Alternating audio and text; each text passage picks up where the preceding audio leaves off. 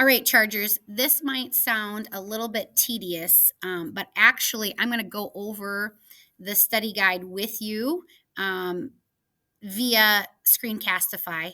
I just think it's fair since periods 3 and 6 kind of got to hear it from me and my explanation.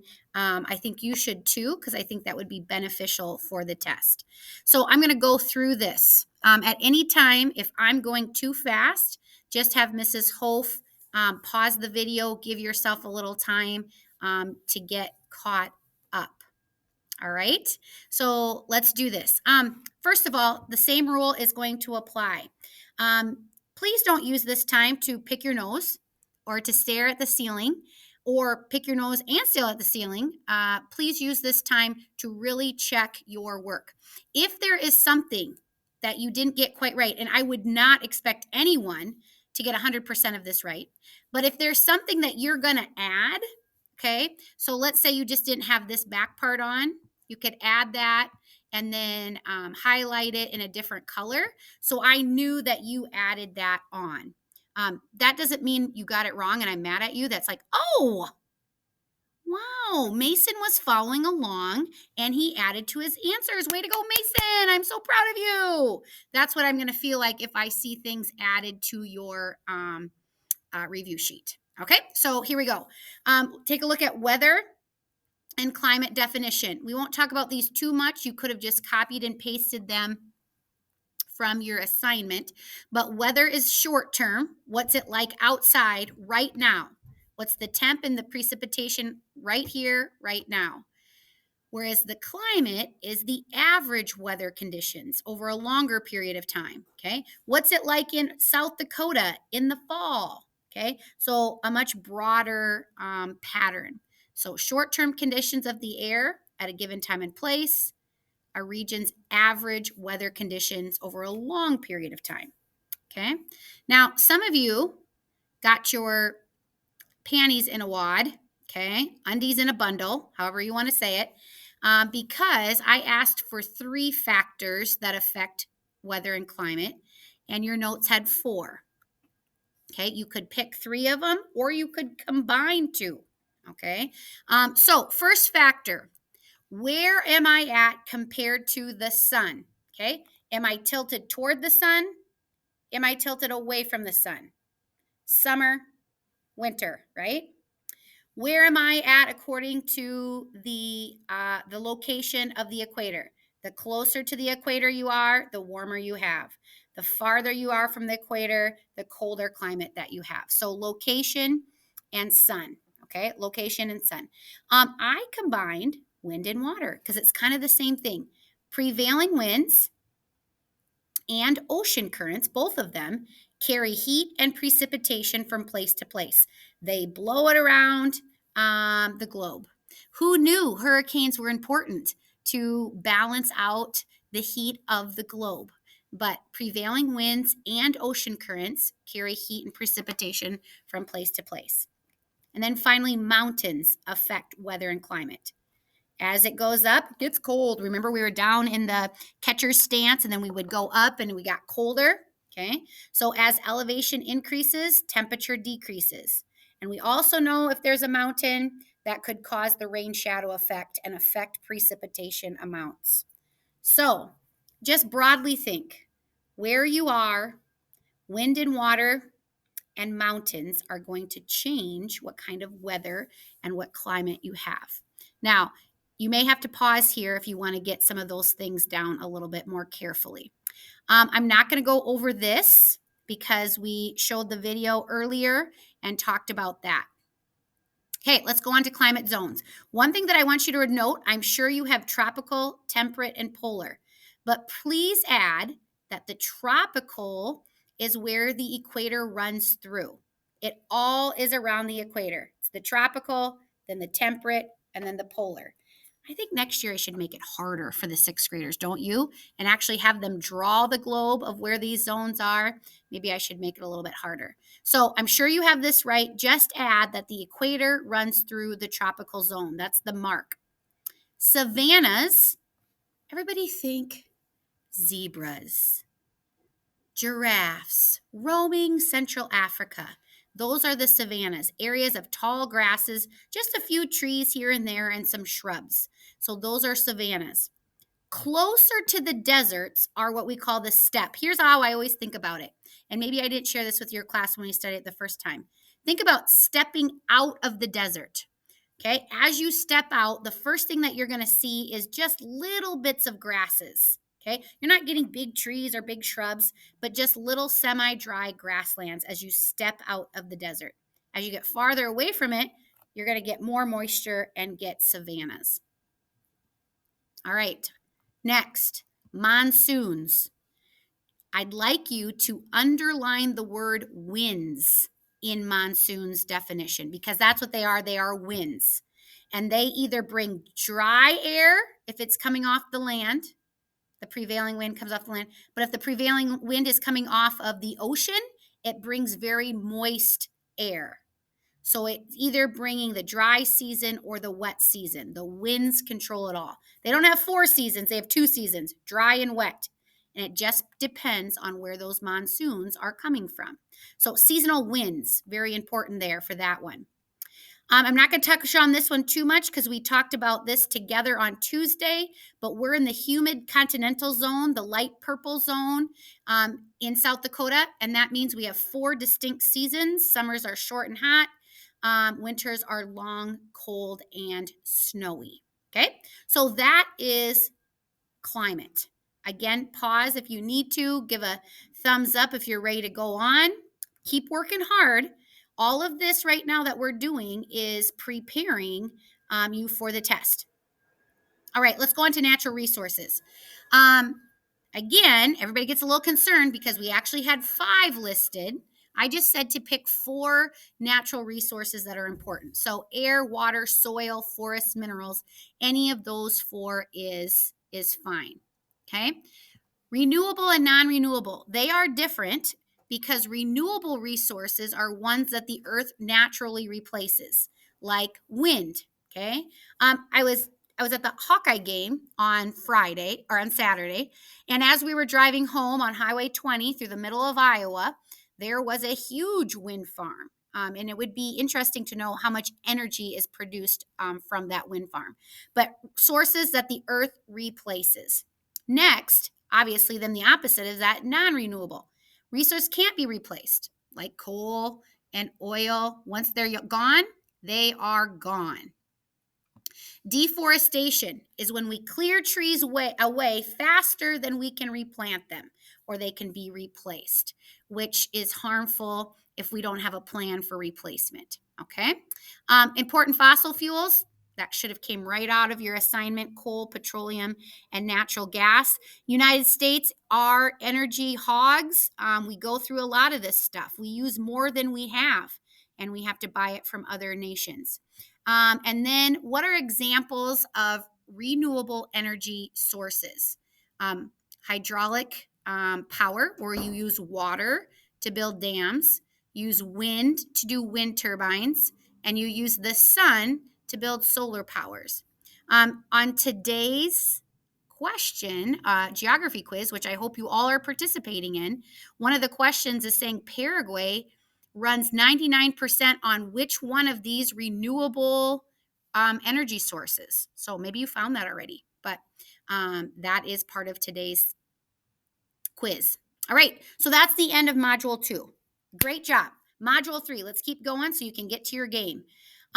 Culture trait, that is the activity or behavior that you take part in when you're part of a culture. Okay, so in other words, what language do you speak? What sports do you play? What food do you eat? How do you eat it? When do you go to school? How do you go to school? What or who do you worship? All of those things are examples of culture traits. And you are most likely to acquire those from your parents. Okay? Get passed down from one generation to the next. That's where we learn our culture from.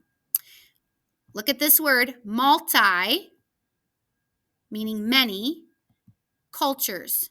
So what's a multicultural society? a society that includes a variety or many cultures in the same area. I would say that's one of the best things about Sioux Falls is the many cultures that are represented in our town. Maybe your mom has a diffuser at your house. Okay, it's kind of like a little pot that spits out kind of moist air, and she might put essential oils in it so that your house smells good. So she's spreading out that good smell throughout your house. So if you have a diffuser, maybe that helps you with the word diffusion. Cultural diffusion is when culture spreads from region to region. Okay. Mrs. Potma, how does a culture spread? Okay. How does it change? Well, check your answer. I've underlined kind of the four main ideas. People move, so they bring their new culture to a new place. They learn about the culture of the place they go to. People trade ideas and goods. When conflict arises, like in the Ukraine, and people flee the Ukraine, okay, we've gotten an influx of Ukrainian refugees. So we're learning things about the Ukrainian culture. They're learning things about the culture they're moving to. And then finally, ideas spread from one place to another through things like TikTok and the internet. That's how all of a sudden everybody's hitting each other's with tortilla shells in the face, right? We talked about that. Ideas spread like that. My guess is that you all have this correct, these 5 basic social institutions. If I were you, instead of trying to randomly describe them or randomly learn them, I'd put them in an order of a word. Okay. Here's one. You can put them in any order. I put them in the word grief. GREEF. Government, religion, economy, education, reading your book, family, give someone a hug. Okay. But those 5 ways are ways that cultures organize themselves. Number 8, again, I'm sure you had that right. You just copied them down. Just make sure that you have a couple examples behind each. Performing arts, when you do something in front of an audience, so music or theater. Visual arts, things that you look at, visual, so paintings, jewelry, sculpture, architecture. And literary arts, anything with words, books, stories. Okay. You guys did a great job of telling us some expressions of different cultures. All right, let's keep buzzing. Population. Density is the measure of the number of people living in an area. How many people can we cram in an area, or how many people are spread out? Like, what is it? People per square mile. All right. 3 characteristic or statistics that geographers look at. So in other words, how do we study population? Well, it makes sense. How many people are being born? How many people are dying? So birth rate and death rate. And then we just have this natural rate of increase. We have more people who have more babies, who have more babies. So we're going to naturally get bigger. So you have your death rate, your birth rate, and then natural increase. Migration, the process of moving from one place to another. Push-pull factors. What is pushing people out of their lands, making them move other places? Things like climate and weather. So maybe an earthquake or a volcano. Maybe they ran out of resources, something to do with the earth or the land. Maybe there was no jobs, an unemployment crisis. Maybe they were being persecuted for something, for their faith or ideas. Or maybe they were in a war and they were fleeing. So we are pushed out. What pulls someone somewhere? Kind of the opposite. Okay, land that does have resources, maybe a more pleasant climate, or places that there is no destruction from some natural hazard. Job opportunities, and then political and religious freedom. So kind of just the opposite of those things. Okay, the one thing that I want you to look at for number 13 is there's actually 3 questions. What was the potato famine? What was the outcome or the result of it?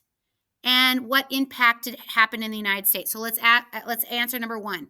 The potato famine happened in the mid-1800s when a disease killed a potato crop several years in a row. It is not uncommon, guys, for you to have a bad year of farming. But to have several in a row where nothing is harvested, that is unique. Okay. So that's what it was. Okay. What was the outcome? Well, this caused disease and poverty in Ireland. So much so that it forced 1.5 million people to leave Ireland. So they were pushed out. Um, and so that's what happened to Ireland. Disease, poverty, people had to leave. How did it affect the United States? Well, of those 1.5 million people, many of them came to the United States. There is a huge Irish Catholic kind of hub of people in Boston. Boston, Massachusetts was where a lot of them landed. So as you study that, make sure you kind of got your bases covered for that, for all of those things. I'm not going to go over these. I'm just going to put these up here for you to check. These are the 6 words that you and your group well did with our charades. Okay, you guys won your Academy Awards for these charades. These were the 6 words that you acted out. So hopefully that's going to help you come test time with these words. But I'm going to give you a minute here to just check those. Urban, suburb, rural, megapolis, commerce, and trade route. And then, you can hit pause if I'm going too fast. Then the last one. List and describe the 3 types of settlement patterns. The first one is linear, and if you notice, I underlined the word line. Grouped along the length of a resource, usually a river. Sometimes the word linear is hard for kids to come up with, so think line, linear, along a river, along a lakefront. Sometimes they are just in a cluster, grouped around or at the center of a resource, or a grid pattern. We saw a lot of examples of that as we studied this, but laid out in a network of transportation routes where the streets form a grid by running at right angles. Sioux Falls was a great example. And we drew a grid of Sioux Falls. We did this together in class, so I'm not going to go over that. That is your study guide, okay? And I was able to go over that with you.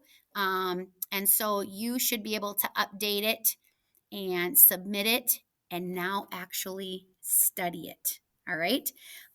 You guys are ready to go on to your next thing. Thank you for your attention, Chargers.